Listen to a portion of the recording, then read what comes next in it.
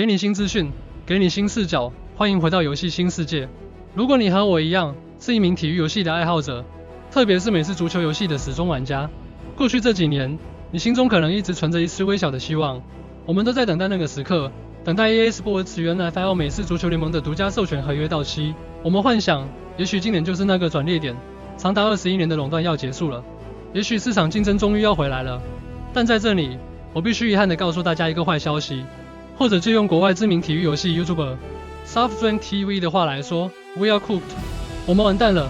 就在最近 ，EA Sports 正式确认与 NFL 及 NFL 球员协会达成续约协议。这不仅仅是1-2年的延长，而是一纸长约，将这份独家垄断关系直接锁定到了2030年。这代表什么？这代表从现在开始，直到Madden NFL 31发售之前，我们在市面上将不会看到任何一款能够与之竞争的模拟类美式足球游戏。没有NFL 2K 的回归，没有其他厂商的挑战。给比较少玩运动类游戏的朋友说明一下，模拟类 Simulation 就是主打比较拟真、比较贴近真实运动比赛的游戏，而另一种街机类 Arcade 则是主打夸张的动作。拿 NBA 来说 ，NBA 2K 系列就是模拟类，而以前大家小时候很喜欢呼朋引伴来订一场的 NBA Jam 系列，就是以夸张超扯的灌篮动作主打一个爽快。在接下来的影片中，我将引用 SoftDrink TV 的分析，并结合产业现状，带大家深入探讨这背后的商业赛局。我们会揭露一个惊人的内幕 ，EA 甚至一度不想签署独家合约，以及为什么即便没有独家条款，这款游戏的未来依然是一片死水。首先，我们得谈谈这次续约中最耐人寻味的细节。这不仅仅是 EA 付钱买断这么简单。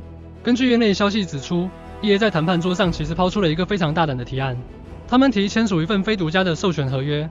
这听起来很违反直觉，对吧 ？EA 这些年来不是一直靠着垄断地位躺着赚钱吗？为什么他们会主动提议开放竞争？这里的核心逻辑在于成本与傲慢。首先，独家授权的费用是天价，如果转为非独家，EA 每年需要支付给 NFL 的授权金将会大幅下降。其次，这反映了 EA 极度的自信，或者说是对竞争对手的蔑视。EA 的高层计算过，在当今的游戏开发环境下，要从零开始制作一款 3A 等级的模拟美式足球游戏，开发成本高得吓人，技术门槛更是难以跨越。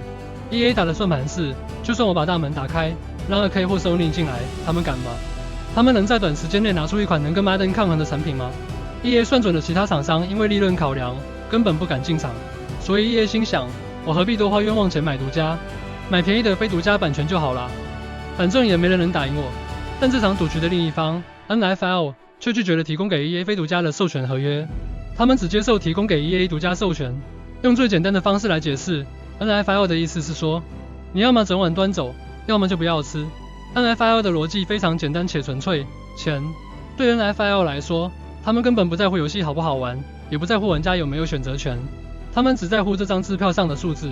独家授权意味着 EA 必须支付最高的溢价。NFL 宁愿现在就拿这笔保证入袋的巨款，也不愿意去赌未来可能有2-3家厂商竞争所带来的潜在分润。这就是我们面临的现实。一方是算准了对手无力反击的 EA， 另一方是只看眼前利益的 NFL。这两者的结合，彻底封死了未来5年任何变革的可能性。很多老玩家会问，那 2K 呢？他们不是在2020年就宣布要回归 NFL 游戏了吗？这正是最让人绝望的地方。让我们看看所谓的竞争者现在是什么样子。2K Games 确实拿到了非模拟类 Non-Simulation 的授权，这意味着他们不能做真实比例、真实战术的橄榄球游戏，只能做我们上面有提到主打夸张爽快类型的街机风格 Arcade 的游戏。结果呢？4年过去了，我们看到了什么？只有早已关服的手游，以及乏人问津的街机小品。传闻中 2K 正在开发的 NFL 游戏，至今连一张截图都没有，甚至有传言指出该项目已经多次重启甚至取消。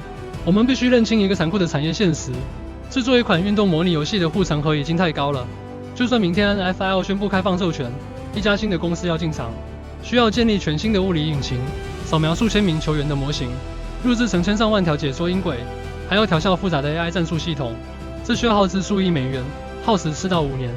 而 EA 的 Madden 虽然品质遭人诟病，但它有几十年的代码积累，虽然很多是意大利面条代码和庞大的用户习惯，即使是强如 2K， 面对这样的投资回报率，恐怕也是望而却步。所以，影片原作者 SoftDrink TV 说的没错，就算没有独家合约，我们可能还是只有 EA 的 Madden 可以玩，因为没有任何一家发行商愿意承担这种自杀式的风险。这种缺乏竞争的垄断局面，对我们玩家具体意味什么？答案很简单，停滞 stagnation。当 EA 知道无论游戏做得多烂，玩家都别无选择时，他们就失去了改进的核心动力。现在的 Madden 本质上只是一个年度球员名单更新包，加上一个大型线上赌场。开发团队的资源被大量倾斜到了和手游一样，以氪金为主的 Ultimate Team 模式，因为那是持续产生营收的金鸡母。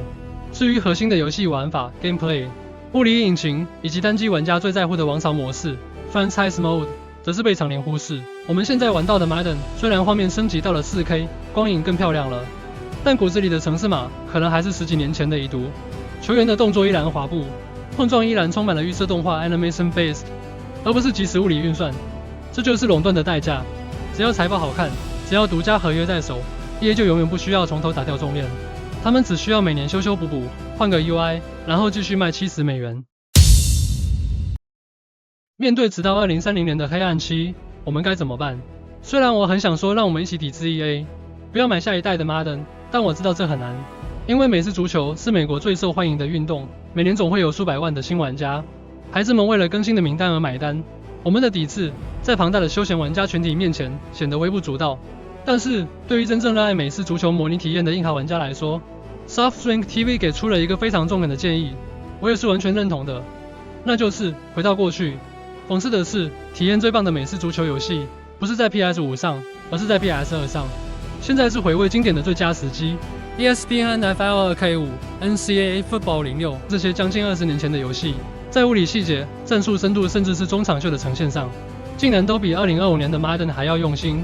集邮现在强大的电脑模拟器，甚至是将名单更新到最新赛季的社群模组，你可以获得比官方星座更好的体验。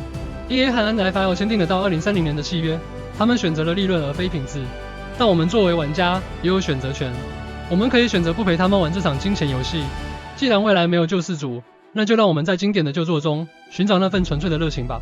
关于这次 EA 的续约，你会选择继续买单，还是加入怀旧党的行列？欢迎在下方留言告诉我。如果希望看到更多的运动游戏相关的情报或产业解析，请记得一定要订阅游戏新世界，还有按赞、分享、开启小铃铛，都是我们做影片的动力。我们下部影片见。